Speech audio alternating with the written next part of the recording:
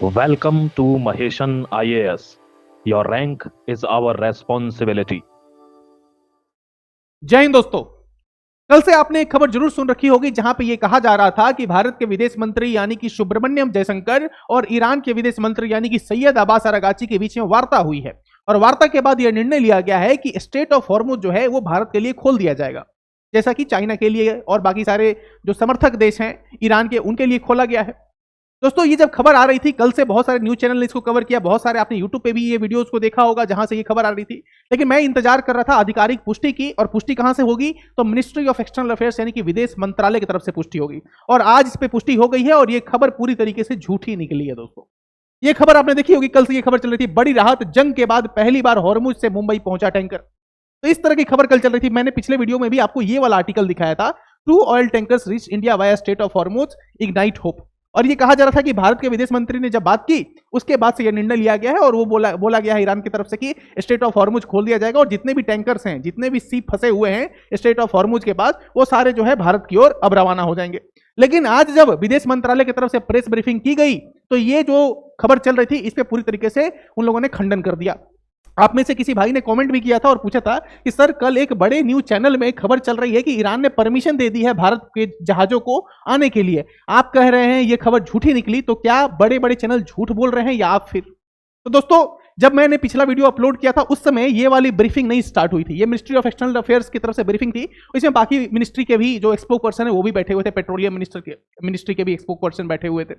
तो जब ये मैं पूरी तरीके से ब्रीफिंग देखा और इसमें से एक मीडिया के तरफ से एक व्यक्ति ने जब ये सवाल पूछा कि सर ये खबर चल रही है तो क्या ये खबर सत्य है, तो इन्होंने क्या कहा, ये वीडियो मैं यहाँ पे अटैच कर रहा हूं। इनकी बात को एक बार आप सुन लीजिए। इनका नाम है राजेश कुमार और राजेश कुमार ने क्या बात बोली है इनको आप ध्यान से सुनिए और आपको समझ में आ जाएगा। हिंदी में बोला है इन्होंने, बहुत अच्छे से समझ में आ जाएगा कि ये बात झूठी थी, यानी कि इसमें कोई सत्यता नहीं है कि स्ट्रेट ऑफ हॉर्मुज जो है भारत के लिए खोल दिया गया है। दोस्तों, ध्यान से देखिए इस वीडियो को।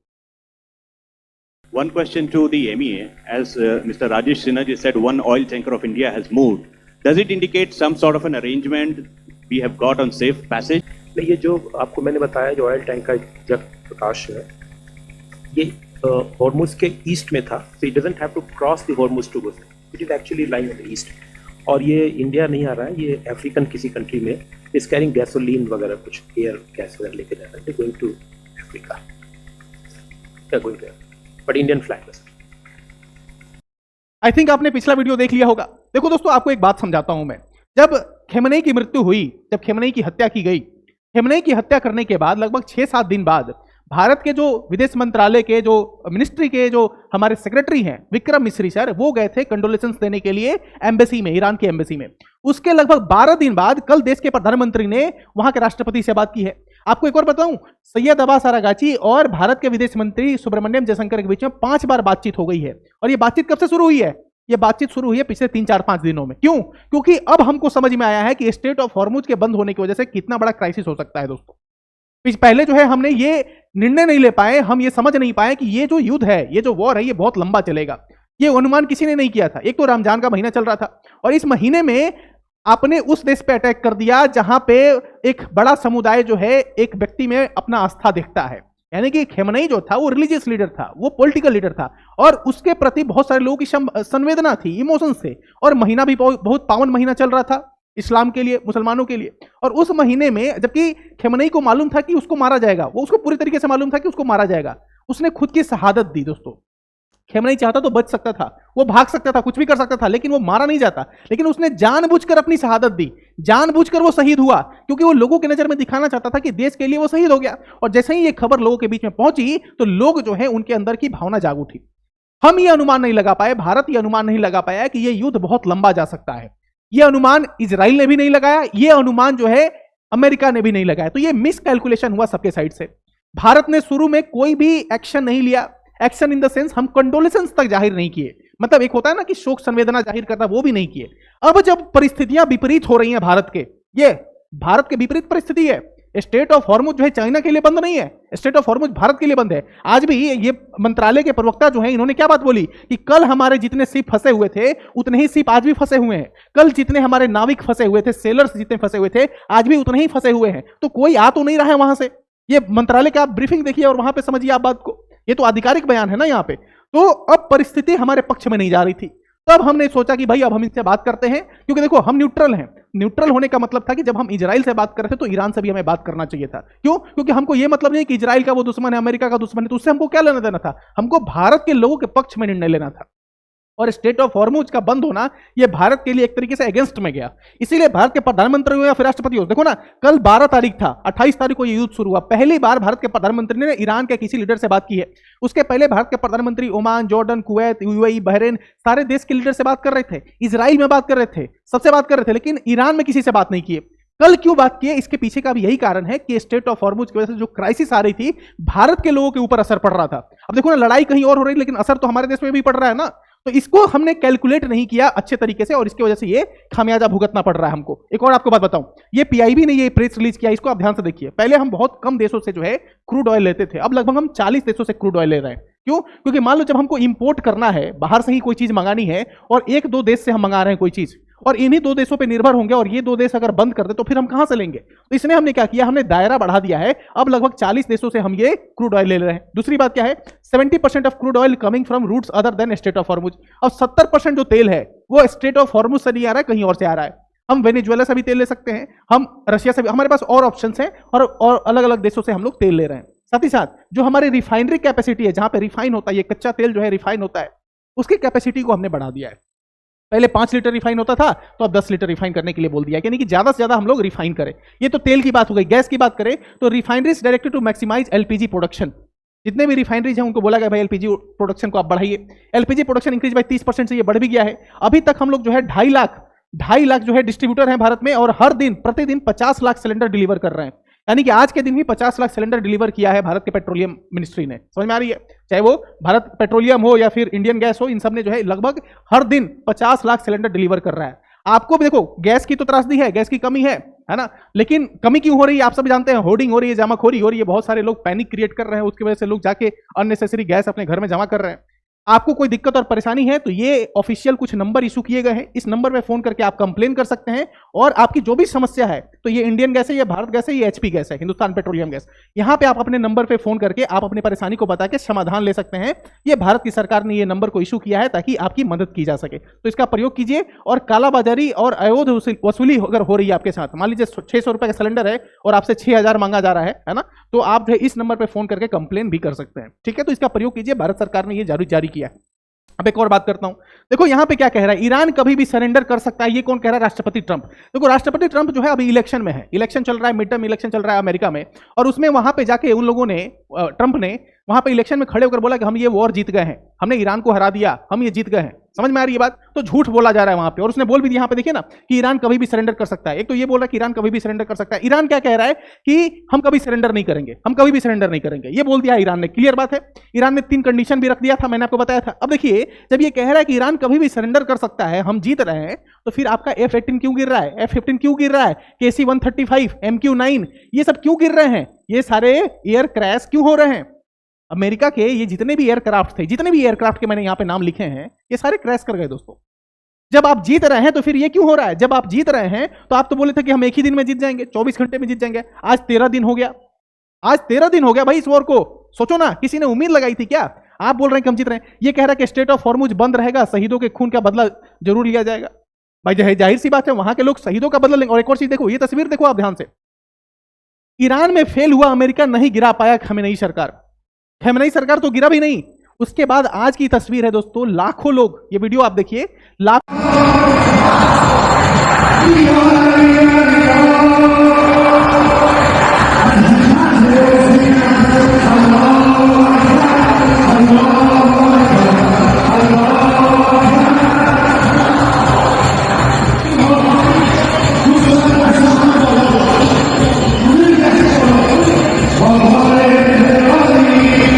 लोग जो है कैसे वहां की सड़कों पर, ये सैयद अब्बास अरागाची हैं, वहां का प्रेसिडेंट, वहां का चीफ जस्टिस, सब कोई आज रोड पे है, सब कोई, लाखों लोग रोड पे हैं, समर्थन दिखा रहे हैं, सॉलिडेरिटी दिखा रहे हैं, भाईचारा दिखा रहे हैं आपस में। दोस्तों हमें सीखना चाहिए ईरान से कि कभी भी देश के खिलाफ अगर कोई दुश्मन खड़ा होता है तो हमें कैसे एकता की भावना दिखानी चाहिए। हमारे देश में भी अटैक हुआ, पहलगाम अटैक हुआ, पुलवामा अटैक हुआ, उरी पे अटैक हुआ, लेकिन भारत के लोगों ने उस तरीके से एकता नहीं दिखाई। भारत में ही बैठे हुए कुछ लोग हैं जिनको बहुत संवेदना रहती है। हमें इन लोगों से सीखना चाहिए कि कैसे अपने देश के साथ खड़ा होना चाहिए। हाँ, मुझे मालूम है कि बहुत सारी आतंकवादी घटनाओं को, बहुत सारे आतंकवादी संगठनों को इन लोगों ने, हो सकता है कि उसमें क्या किया होगा, कंट्रीब्यूट किया होगा, फंडिंग की होगी, जैसा आरोप लगता है खेमनेई पे कि फंडिंग करता है, चाहे वो हूती हो, हिजबुल्ला हो या फिर हमास हो, इन लोगों को फंडिंग दी जाती है ईरान की तरफ से, वो अलग चीज है ना। उसके लिए जो है इंटरनेशनल कोर्ट ऑफ जस्टिस है। ऐसे तो मैं ये भी कह सकता हूं कि जो नेतन्याहू है वो वॉर क्रिमिनल है, उसको सजा सुना दी गई है, उसको इंटरनेशनल कोर्ट ऑफ जस्टिस की तरफ से सजा सुना दी गई है, और उससे जाके भारत के प्रधानमंत्री ने मिला, तो ये तो गलत है ना। तो ये भी कहा जा सकता है। तो आप दोनों तरफ के आर्गूमेंट दे सकते हैं, आर्गूमेंट तो देने के लिए दोनों तरफ के आर्गूमेंट है। तो एक और चीज आप देखिए ना, जब यूनाइटेड नेशन का जब असेंबली का सेशन चल रहा था और उस समय नेतन्याहू ने जब भाषण देना शुरू किया, सारे देश के जितने भी लीडर्स थे वहां पर, रिप्रेजेंटेटिव बैठे हुए थे यूनाइटेड नेशन की असेंबली से, सबने वॉकआउट कर दिया, सबने विरोध किया नेतन्याहू का। समझ में आ रही बात? तो ये भी आपको चीज देखो, दोनों साइड जब तक आप नहीं देखेंगे तब तक आप सही आकलन नहीं कर पाएंगे। हर एक सिक्के का दो पहलू है। एक चाकू होता है, उससे सब्जी भी काटा जाता है और किसी का मर्डर भी किया जा सकता है। एक बंदूक होता है, उससे आतंकवादी को भी मारा जाता है और घर में बैठे हुए भाई को भी कोई मार सकता है ना। तो हर एक चीज के दो पहलू होते हैं, और दोनों पहलू को जब तक आप नहीं देखेंगे तब तक आप सही आकलन करके निष्कर्ष तक नहीं पहुंचेंगे। निष्कर्ष पहुंचना है तो आप ये भी देखिए और ये भी देखिए, लेफ्ट और राइट दोनों देखना पड़ेगा, then you can come to a conclusion. तो ये देखो, ये वहां के लोगों का जज्बा है ना। इतने लाखों लोग अगर रोड पे हैं, और देखो ये लोग रोड पे थे, तो एक और बताऊं आपको क्या हुआ। रोड पे ये लोग धरना दे रहे हैं, रोड पे ये घूम रहे हैं, भाईचारा दिखा रहे हैं अपना, वहीं पे बॉम्ब गिर गया, और बॉम्ब गिर गया तो ये लोग भागे नहीं, घर में छिपे नहीं, बल्कि वहां पे खड़े हो गए, सीना तान के खड़े हो गए। तो ये दिखाता है कि इनका मनोबल काफी बड़ा है, मनोबल काफी बड़ा है, और मेंटली ये लोग काफी ज्यादा स्ट्रांग हो गए हैं। 13 दिन तक ये आसान नहीं था। 13 दिन तक हमारा देखो ना, ऑपरेशन सिंदूर हमारा 3 दिन तक चला, पाकिस्तान की हालत खराब हो गई। पाकिस्तान जिसके पास न्यूक्लियर वेपन है, जिसके पास न्यूक्लियर हथियार है, एटॉमिक बम है, जिसका समर्थन देने के लिए बहुत सारे देश खड़े हैं, अमेरिका खड़ा है, चाइना खड़ा है, बहुत सारे देश खड़े हैं, उसकी 3 दिन में हालत खराब हो गई ऑपरेशन सिंदूर में। यहां पे सोचो, ये भी तो अपने देश के लिए ही लड़ रहे हैं ये लोग। हम लोग क्या कर रहे थे? हम अपने देश के लिए लड़ रहे थे कि भाई तुमने पुलवामा में हमारे निर्दोष लोगों को मारा। ये लोग क्यों लड़ रहे हैं? ये लोग इसलिए लड़ रहे हैं कि तुमने खेमनेई को मारा, तुमने हमारे 180 मासूम बच्चों को मारा, तुमने हजारों निर्दोष लोगों को मारा, तुमने पूरे ईरान के जितने भी टैंकर्स थे, सोचो ना, पूरे टैंकर्स को उड़ा दिया। बारिश जो हो रही है, बारिश, वो तेल की बारिश हो रही है, छतों पे बारिश हो रही है, तेल की बारिश हो रही है, रोड पे आग लग जा रहा है। ऐसे ही रोड पे जो बारिश हुई तो उसमें तेल के कंपोनेंट्स थे, अब उसमें आग लग जा रही है। तो ये लोग भी तो अपने देश के लिए ही लड़ रहे हैं। तो ये जो आज की जो ये तस्वीर आई है, सच में ये एक तरीके से दिखाती है कि भाई देश प्रति और देश के प्रति भावना क्या होती है, देशभक्ति क्या होती है। लेकिन भारत के लोग ये नहीं समझेंगे दोस्तों। भारत में जो कुछ लोग हैं, आप लोग जानते हैं वो कौन लोग हैं, वो क्या कहते हैं कि भाई हम ईरान के लिए लड़ेंगे, हम ये लड़ेंगे, वो लड़ेंगे। अपने देश के समय जब खड़े होने की बात होती है तो वो लोग खड़े नहीं होते, लेकिन दूसरे देश के लिए बहुत उनको फिक्र हो जाती है। ये सारे मुस्लिम कंट्री हैं दोस्तों, ये सारे मुस्लिम कंट्री हैं। सिया सुन्नी की बात नहीं कर रहा हूं मैं, लेकिन मुस्लिम कंट्री है सारे। ये देखो ना, कतर कह रहा है कि भाई अमेरिका जो है मेरा एयर बेस यूज कर सकता है ईरान पे अटैक करने के लिए। यहाँ पे सऊदी अरेबिया कह रहा है कि अमेरिका जो है डिफेंस सिस्टम का यूज कर सकता है ईरान पे अटैक करने के लिए। यहाँ पे कुवैत कह रहा है कि हम अमेरिका को सपोर्ट करेंगे। यहाँ पे यूएई कह रहा है कि भाई हम अमेरिकन आर्मी को सपोर्ट कर रहे हैं। इन सब देशों ने अमेरिका का बेस बना रखा है। हजारों सैनिक, अमेरिकन सैनिक को इन लोगों ने अपने यहाँ पनाह दे रखी है, कुवैत हो, यूएई हो, सऊदी हो, कतर हो। लेकिन भारत के लोग क्या कर रहे हैं कि we want rest without taking revenge of America on Khamenei death. Khamenei की मृत्यु का हम बदला लिए बिना छोड़ेंगे नहीं, खेमनेई की मृत्यु का बदला लेंगे। दोस्तों ये लोग कौन है, ये समझना चाहिए ना हमें। ये भी लोग वही लोग हैं, वही मुस्लिम्स हैं, लेकिन हमारे यहाँ के जो मुस्लिम्स हैं, जब भारत के साथ खड़े होने की बात आती है तो उस तरह का जज्बा उनके अंदर नहीं दिखता है। तो चाहिए कि भाई भारत के ऊपर जब आपत्ति हो तो हम लोग उसी तरीके से खड़ा हो जिस तरीके से हम दूसरे देश के लिए खड़े होने की बात करते हैं। अब ऐसे नेता भी आपको मिल जाएंगे जो जिनको विरोध करने की आदत होती है ना, वो हमेशा विरोधी करते हैं। आपने देखा होगा अभी अंबानी ने क्या किया है। मुकेश अंबानी की रिलायंस जो कंपनी है, जो पूरी दुनिया में सबसे बड़ी रिफाइनरी कंपनी जानी जाती है, उसने अमेरिका में इन्वेस्ट किया है 300 बिलियन डॉलर का, 300 लाख करोड़ का जो है सौदा किया है। अब इसमें ये जो नेता है, विधायक हैं कहीं के, कांग्रेस पार्टी के हैं, इन्होंने कहा कि भाई अंबानी के पैसे से बनेगी अमेरिका की पहली रिफाइनरी, 30 लाख करोड़ के सौदे की घोषणा। भारत की घास खाकर गाय अमेरिका में दूध देगी। भारत की घास खाकर अमेरिका में गाय दूध देगी का मतलब क्या है? अरे गूगल कंपनी कहां की है भाई? गूगल कंपनी कहां की है? गूगल कंपनी भारत की तो नहीं है, लेकिन भारत में इन्वेस्टमेंट किया है ना उसने। तो ये जितनी भी कंपनी बाहर से, जैसे कि एप्पल, ये तो बाहर की कंपनी है, तो भारत में आके इन्वेस्टमेंट कर रही है। कितनी सारी कंपनियां बाहर से आके भारत में इन्वेस्टमेंट कर रही हैं, तो इनको भगा दे हम? मतलब इनका क्या लॉजिक है कि भाई भारत की घास खाकर अमेरिका में दूध देगी? इसका मतलब क्या है? भारत का बेरोजगार यहीं ताली और थाली बजाएगा, तो मतलब फिर इसका मतलब क्या हुआ? मल्टीनेशनल कॉर्पोरेशन का मतलब क्या होता है भाई? एमएनसी का मतलब क्या होता है? एमएनसी का मतलब यही तो होता है कि जब कोई कंपनी एक साथ बहुत सारे देशों में अपने पैर पसार ले तो उसको एमएनसी कहते हैं। और रिलायंस छोटी मोटी कंपनी थोड़े है। अगर वो दूसरे देश में जाके इन्वेस्टमेंट कर रही है तो इससे हमें क्या तकलीफ हो रही है? हमारे देश में भी तो बहुत सारी बाहर की कंपनियां आके इन्वेस्ट करती हैं। अगर आप जायज चीज को अगर नहीं आप अप्रिसिएट करेंगे, है ना, हमेशा कैरेट एंड स्टिक की पॉलिसी अपनानी चाहिए। कैरेट एंड स्टिक की पॉलिसी। कैरेट एंड स्टिक की पॉलिसी का मतलब क्या है? जब कोई अच्छा करे तो उसको गाजर खिलाओ, इसका सामान्य सी भाषा में बता रहा हूं, अच्छा करे तो शाबाशी दो, यानी कि कैरेट खिलाओ, गाजर खिलाओ, और खराब करे तो उसको थप्पड़ मारो, लाठी मारो। ये कैरेट एंड स्टिक की पॉलिसी होती है। लेकिन हमारे यहाँ के कुछ लोग ऐसे हैं, हर चीज में उनको कमी चाहिए, हर चीज में कुछ निगेटिविटी खोजने लगते हैं। अब ये मैं तो इसी लॉजिक पे इनसे पूछ रहा हूं कि भारत में जो इतनी बड़ी बड़ी कंपनी आई हैं बाहर से, जब हमने अपनी इकोनॉमी को ओपन किया 1991 में, लिबरलाइजेशन, प्राइवेटाइजेशन, ग्लोबलाइजेशन किया, और बहुत सारी बाहर की कंपनियों ने आके भारत में इन्वेस्टमेंट किया, बहुत सारे एफडीआई आती है भारत में, एफडीआई, बहुत सारे लोग भारत के, ध्यान से देखिए ना, भारत के करोड़ों लोग दूसरे देश में जाके काम करते हैं, और वहां से काम करते हैं वहां पे, लेकिन जो पैसा है, यानी कि जिसको रेमिटांसेस कहते हैं, वो रेमिटांसेस भेजते हैं भारत में। तो फिर तो वही बात हो गई, अगर वहां के देश के नेता अगर ये कहना शुरू कर दे कि काम मेरे यहां कर रहे हो और पैसा भारत में भेज रहे हो, तो कैसा लगेगा? तो ये जो लोग हैं, उनके लिए आप क्या कहना चाहेंगे? कमेंट में एक बार लिखिए। मैं तो इनसे यही पूछना चाहता हूं कि भारत के जो करोड़ों लोग बाहर जो काम करते हैं, अगर वहां के जो नेता है वो कहने लगे कि भाई तुम काम मेरे यहाँ कर रहे हो तो पैसा भी यहीं खर्च करो ना, पैसा घर पे क्यों भेज रहे हो? बिहार में, यूपी में, कर्नाटका में, आंध्रा में, पंजाब में क्यों भेज रहे हो? समझ में आ रही है ना बात? तो गाय यहाँ का पता नहीं क्या लिखते हैं ये लोग, कुछ क्या ही बोल सकते हैं इन पे। अब देखो वही बात है, मैंने आपको समझाया ना कि भारत में कुछ लोग हैं जो भारत के साथ खड़े नहीं होते। ये तस्वीर याद है आपको? ये तस्वीर याद है? इस तस्वीर को याद कर लीजिए एक बार।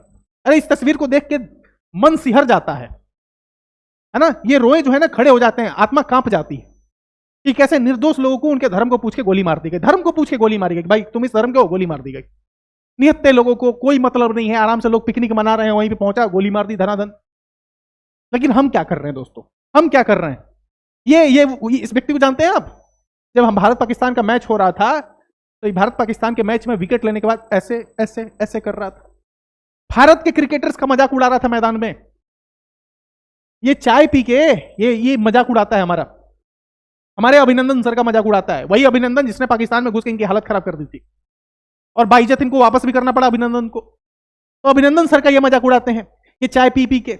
इस चेहरे को आप याद कर लीजिए। एक ये है, ये पाकिस्तानी जो प्लेयर हैं, इनको हमने क्या किया है देखिए, ये हमारे साथ ऐसा कर रहे हैं और हम क्या कर रहे हैं।